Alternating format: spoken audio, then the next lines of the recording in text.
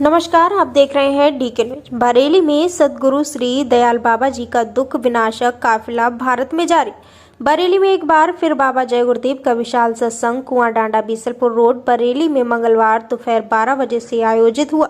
गुरु महाराज की कृपा से भंडारा प्रसाद वितरण का कार्यक्रम किया गया। जय गुरुदेव जय सद्गुरु श्री दयाल बाबा जी लोक कल्याण के लिए दुखों का नाश करने के लिए बाबा का काफिला उत्तर प्रदेश एवं उत्तराखंड में भ्रमण करेगा।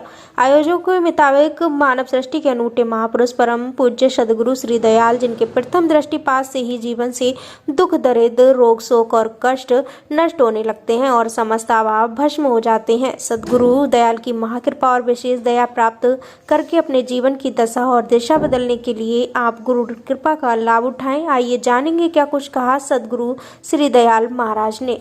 बरेली से ब्यूरो रिपोर्ट।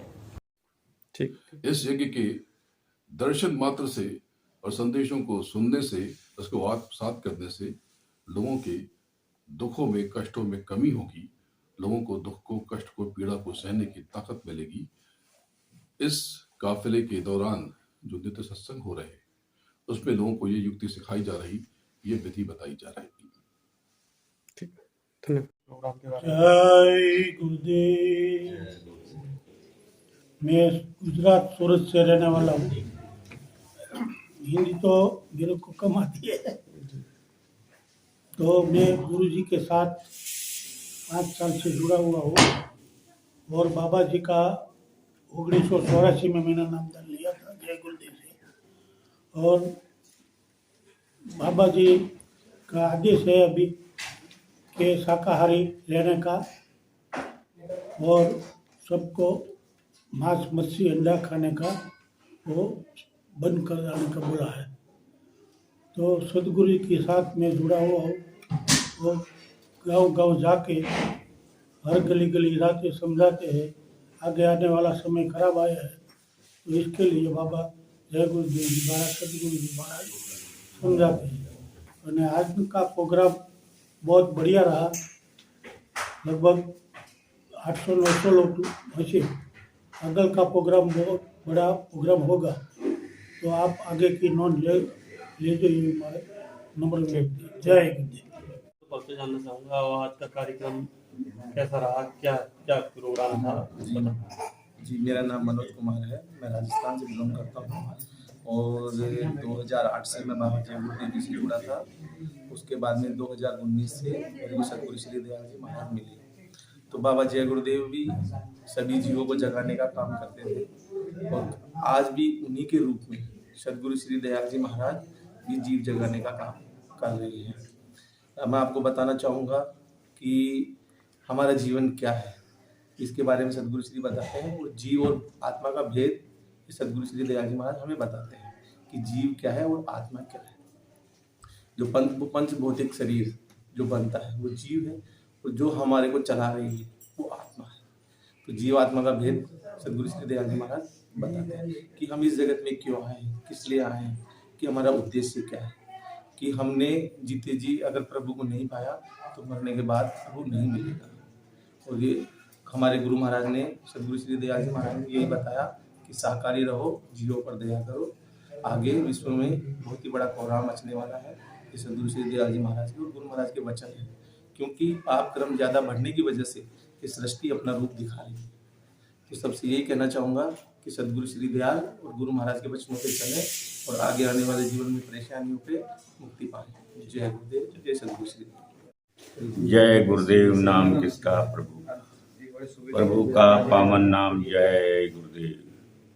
गुरु महाराज आएंगे, चौथा यज्ञ कराएंगे। गुरु महाराज थे, गुरु महाराज हैं, गुरु महाराज रहेंगे।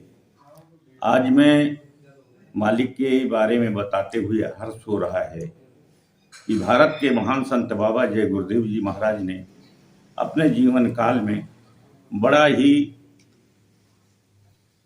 लोगों का उद्धार किया और मालिक ने धर्म कर्म मानवता इंसानियत प्रेम के रास्ते पे चलना सिखाया।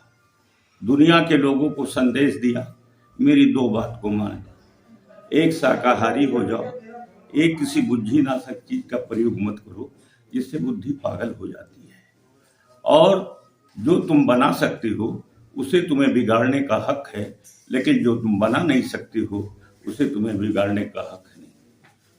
नरक भी है, स्वर्ग भी है। मालिक ने आपको पूरा अधिकार दे करके इस धरती के ऊपर जन्म दिया है और आपको कहा है आप अपनी इच्छा अनुसार जो चाहो वो कर लो। लेकिन जब जब होता पाप जमी पर, जब पाप अधिक बढ़ जाता है, नर तन का बाना धारण कर स्वयं प्रभु उतर कर आता है। कभी राम वो बन कर ही आया, मर्यादा दिखलाया था।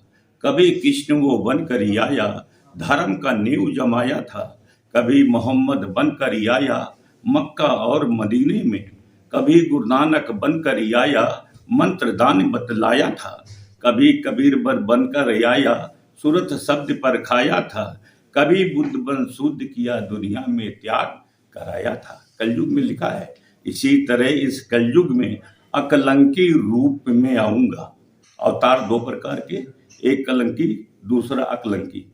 राम ने रावण को मार दिया, कलंक लग गया।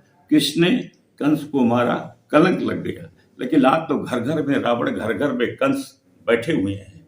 कैसे राम राज आएगा, कैसे किस राज आएगा? इसलिए सात रामायण में लिखा गया, अकलंकी अवतार प्रभु का, अकलंकी अवतार प्रभु का, कलयुग हित इशारा है। वर्तमान में कौन संत सबको पिरुवल्लल करा है? वो कौन संत है जो इस कलयुग में आकर के लोगों को जगा रहा है और कह रहा है कि मानव